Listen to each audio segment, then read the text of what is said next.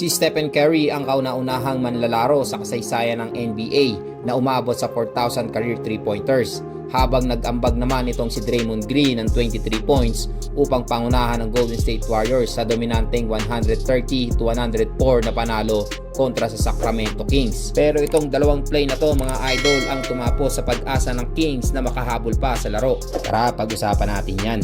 Well, dito nga sa play na to mga idol, pagmasdan nyo, isolation play to para kay Butler. Dahil nga sa threat na dala nitong si Butler sa ilalim, all eyes on him.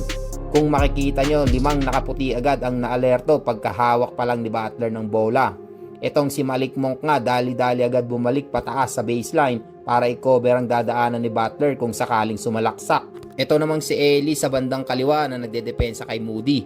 Agad ding lumapit para takpan din yung dadaanan ni Butler sa kanan kung sakaling ang sumalaksak. Pero dahil nga high IQ player tong si Jimmy Butler, meron siyang ibang naiisip. Dahil the moment na mag-close in itong mga defender ay malilibre itong si Moody para sa isang press. At ayun na nga, pinagbayad sila ni Jimmy Butler dahil nga sobrang tutok sa kanya ng depensa. Dito another ISO play na naman para kay Butler ang niran ng Golden State. Again, nakatutok na naman agad ang depensa kay Butler. This time sa loob naman nag-operate ang Warriors. So dito nga sa bandang kanan nag-cut ng mabilis itong si Moody para bumaba konti itong si Monk.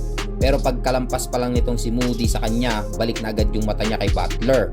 Sa left side naman, kumat din tong si Draymond Green sa gitna pero parang papalayo sa basket. Kaya naman hindi na masyadong bumaba tong si LaRabia para mag-help defense kung sakaling umatake itong si Butler. Pero dahil nga sobrang nakatutok itong sina Monk at LaRabia kay Jimmy Butler, ayan, pinagbayad na naman sila dahil nalibre itong si Draymond Green sa ilalim for an easy 2.